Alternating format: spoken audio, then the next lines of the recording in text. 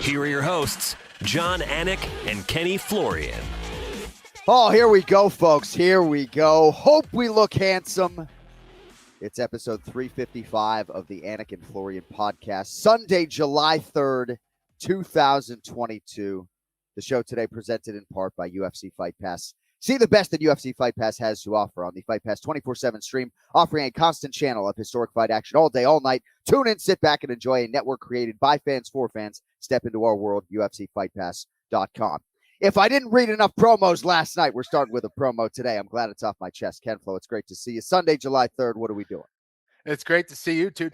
Listen, man, I mean, you call fights for what, 11 hours last night. You take a red eye or something, get back to your family on your birthday, and we're making you work on your birthday again. I mean, this is ridiculous, John. I have to apologize. Well, hey, man, double fours today, 44 years of age. I came home to steaming hot duck donuts, which was my only request. Ooh. Outstanding. The plain one's the best one. Doesn't need any toppings. But we're ready to go. Full UFC 276 recap coming up today. And we did mention presented in part by UFC Fight Pass. So we are going to be doing some exclusive content for them. Of course, the Anik and Florian podcast is going to remain. But we would kindly ask you, if you are a UFC Fight Pass subscriber, or maybe if you are considering becoming one, to check out what we did, because humbly, I feel like our inaugural segment for Fight Pass is some of the better content we've created. We look back at Ken Flo's win over Alvin Robinson at UFC 73. And obviously on that platform, we have the video rights to watch it back. And, as the president of Team Florian, I just got to say, I had the time of my life watching you fucking smash his face into the ground. It was fun, man. It was fun looking back. And, I think like with so many things, right? There's so many things that people don't know about things that happened before the fight, after the fight, during the fight, and getting a chance to share that with some of the fans that maybe saw it, maybe they didn't, was pretty cool and fun for me. And thank you guys for allowing me to do it. Ken Flo never fought on a prelim in his career. This fight with Robinson was actually a swing bout. It happened after a middleweight title fight between Anderson Silva and Nate Marquardt. So you get all that backstory and more Anik and Florian podcast content, of course, coming up on UFC Fight Pass in a couple weeks. We're not going to exclusively look back at Kenny's fights. I mean, early on, we're going to look back at a lot of his, so I can just be a dick about it. Get ready, Joseph Lozon. Hey, Clay Guida, get ready, bud. No, I'm just kidding. But we are going to be watching back some historic fights, a lot of them finishes, right? So we won't be keeping you for 35 minutes, but we're very excited about that segment. In many respects, the brainchild of our executive producer, Cody Merrill. So we're very excited about that. But let us get into UFC 276 and what was obviously a busy week, International Fight Week 2022. Time permitting, we will get into the PFL in Atlanta so I can, throw some flowers to Kayla Harrison, whom I absolutely love. Also, some thoughts on the Hall of Fame induction ceremony, time permitting, on the way out as well. But we will begin with UFC 276.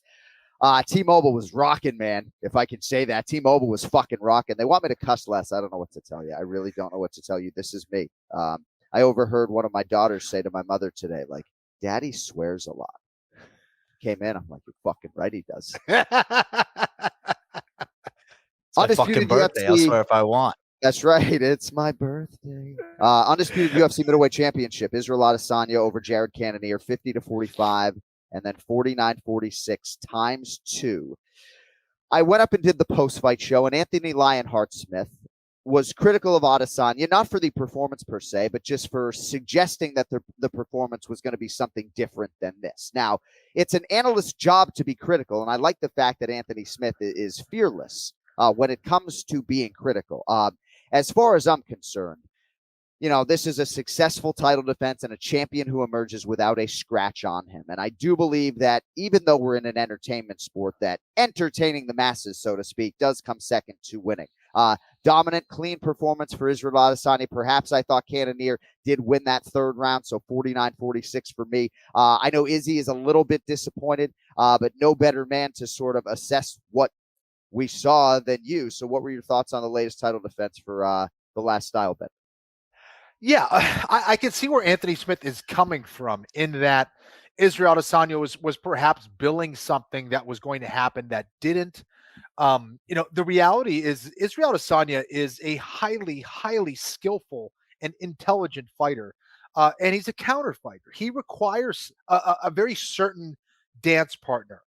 And Cannonier typically is that dance partner, similar to what I thought about Pedro Munoz versus Sean O'Malley. I thought it would be a perfect matchup for him.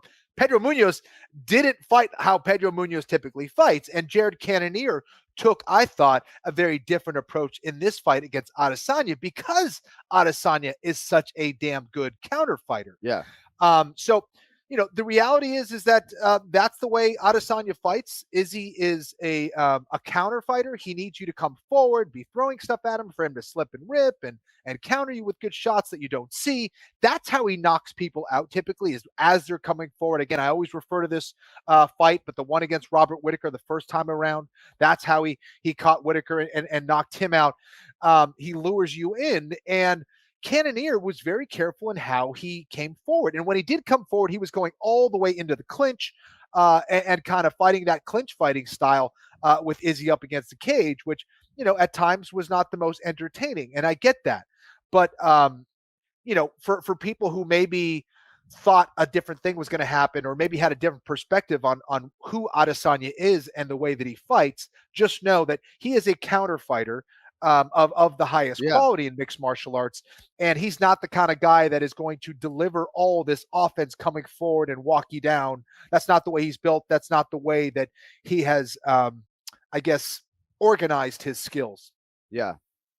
So, some fans obviously are looking for more entertainment, and I don't blame them, and I respect that take. Some fan wrote to me like, why we keep hearing Anik say, undisputed king of the middleweights, is because there haven't necessarily been a lot of moments to cap like that per se.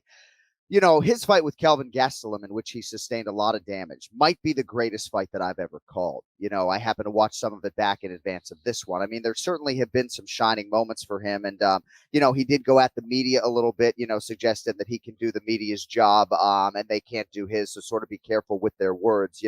I'm here with a healthy dose of respect for this team and this athlete. And, it's really a tricky thing at the highest level. At the end of the day, my thesis statement on the fight is that, the champ didn't have a scratch on him, and the onus is on the challenger, who was down and was very much, implored by head coach John Crouch to go for the finish and really get after it in that fifth round. And I just would say, Ken Flo, Glover Teixeira said recently when he was going into the fifth round of the Alexander Gustafsson fight in 2017 or whenever it was, his coaches basically said, like, go get knocked out if you have to, but you need to finish him. And you know what happened? He got knocked out, and right. I know you've been in a fifth round of a fight against Jose Aldo where potentially you needed the knockout. I mean, 2-1 Florian after 3 rounds for me, for sure. So, but, where does the blame reside, if there is any? And what were your thoughts on Cannonier's performance? Certainly he had a good game plan in terms of not allowing Izzy to get to those secondary weapons.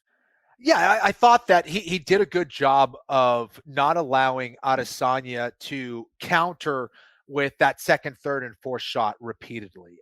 He was very good about how he managed the distance and when he came in.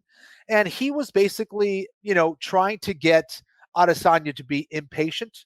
Adesanya has a tremendous amount of big fight experience now and wasn't playing that game, and also was utilizing his long-range weapons very well. I didn't understand Cannonier going for the takedown. Cannonier, okay, you can take him down, maybe work some ground and pound, but that's not like the strength of his game. I would have liked to seen him get to the clinch and then fight that, Muay Thai style knee elbow combination and look for that big shot off of the clinch and kind of get to the clinch, break off with punches, attack the body a little bit more, stay busier, when he was, I thought, wasting a lot of time trying to pursue a takedown that I didn't think was going to bring about the strength of his game. I think the strength of his game is getting in tight, hitting you with a short shot that messes you up. And I don't think Cannonier was bringing as much of that as I would have liked. But certainly didn't take a lot of damage in that fight, as a lot of people thought Adesanya was going to put on him. So, and I think it also shows a certain level of intelligence that, he was able to adjust his game. Cannonier is that guy who likes to walk forward, just repeatedly look for that knockout. And he didn't fight in that way because he knew that probably was going to get him knocked out. So that was the tough thing. And to go back to your point, John, and I think it's a point that's very accurate and important. that, similar to Floyd Mayweather, we didn't watch Floyd Mayweather because we were looking for this dazzling performance of overwhelming offense and a guy who was going to knock you out. He was there to show the art of boxing, the art of hitting and not getting hit. And, I always talk about this, but, he would dazzle you with defense. And like, a lot of people are like, well, that's not very dazzling. But for those who do it and those who have been around the sport for a long time, to be in close and to get professional boxers of the highest quality to miss and get countered and to let guys, throw themselves off balance when they've been doing this their whole life. That's what Floyd Mayweather was all about. And Adesanya has shades of that, right? He does similar things. It's like you're watching more of an art form than you are a guy who is like a Robbie Lawler or a Brian Barberena who's going to walk forward like a juggernaut and just try to entertain you and make it a bloodfest.